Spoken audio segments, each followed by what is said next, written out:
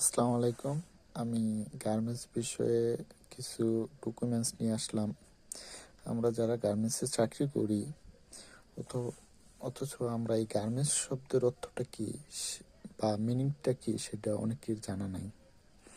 Garments সেক্টরটা আসলে অনেক ছোট, কাজগুলা অনেক বড় বড়, যেখানে কখনোই সম্ভব না।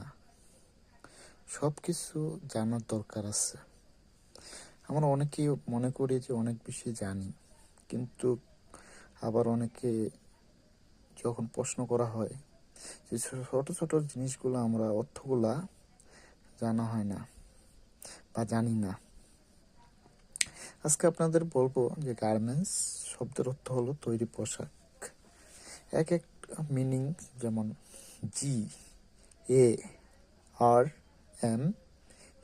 GARMENT, garments. গার্মেন্টস, জিতে গেইন মানে লাভ করা, এতে অ্যাব্রোড বৈদেশিক, আর্তে রেডিমেড তৈরি পোশাক, এমতে মডার্ন আধুনিক, ইতে এক্সপোর্ট রপ্তানি,